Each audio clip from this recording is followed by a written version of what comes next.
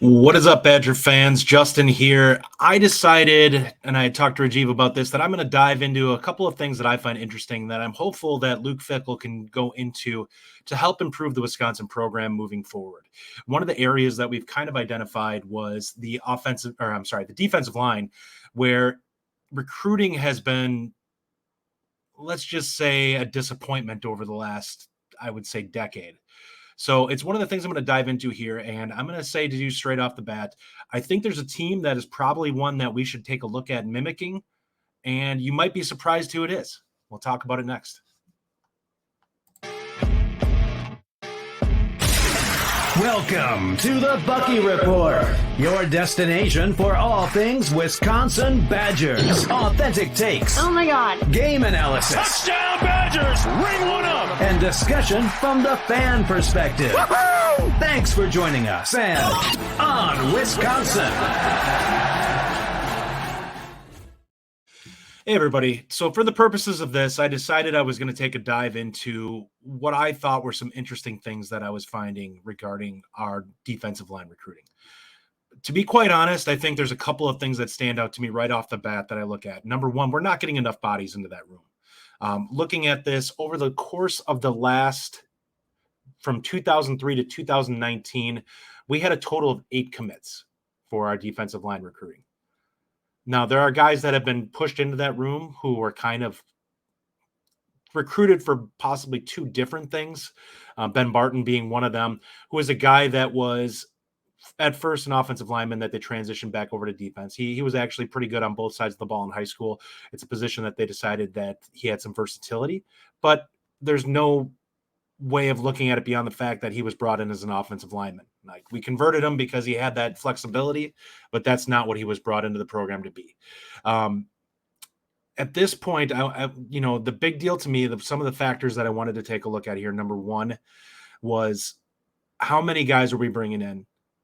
Who is brought in for defensive line specifically, and who are the guys, and how we compare to, say, one of our contemporaries.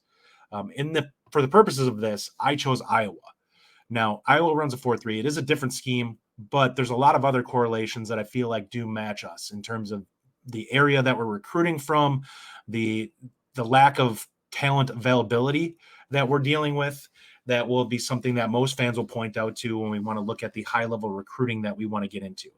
And one of the big things here that I noticed straight off the bat when I dove into this was when I take a look at Iowa's recruiting over the last cycles going from 2023 back to 2019, they have taken in 22 defensive line prospects. That is a ton. And it's pretty obvious that team rates their defensive line recruiting as one of their fundamental areas of where they need to hit in order to be a good program. During that time, they had 15 of those players be a 0.87 or above composite on the 247 composite recruiting rating. They also had 7 that were above an 88. So by comparison on that, Wisconsin had 8 commits and 2 commits that are over an 87. Those 2 were both over an 88 in Curtis Neal and in Rodis Johnson. But simply put, there's just not enough bodies going into that room. And that's kind of where you see the difference here. The overall composite scores through this time period, we're lower than Iowa, who has higher numbers, which to me was it makes me uncomfortable looking at this.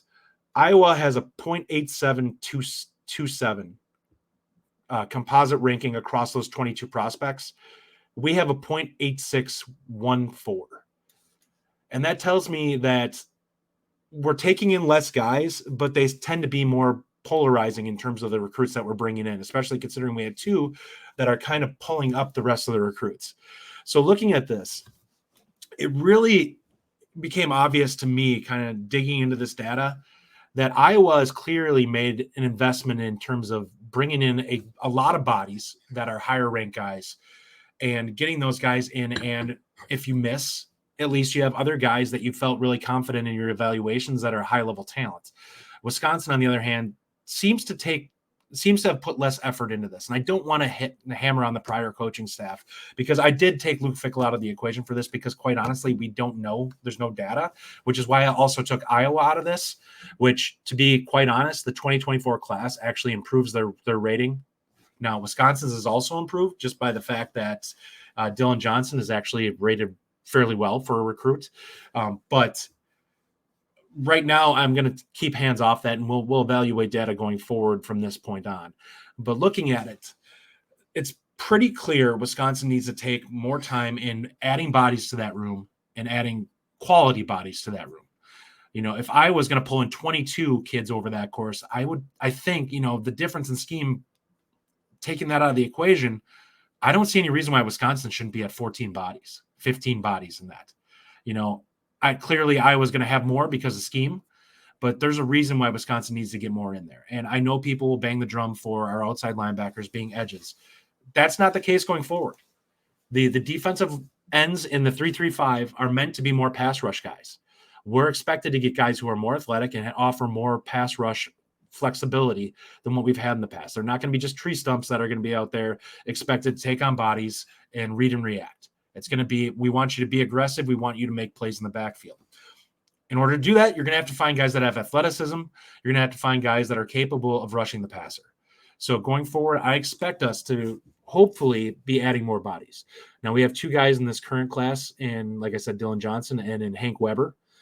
We are hopefully have another guy who's going to be visiting in the early December timeframe, which is Ernest Weiler Jr., who is a very highly ranked kid, who hopefully can add to that. Now, looking at the numbers that I was talking about, 3 should be the minimum we should probably be bringing in the class, and hopefully with some flexibility with some of those guys. Ideally, you want guys who can be edge guys, but can also be guys that are capable of sliding inside on a first down and being able to provide some athletic run support.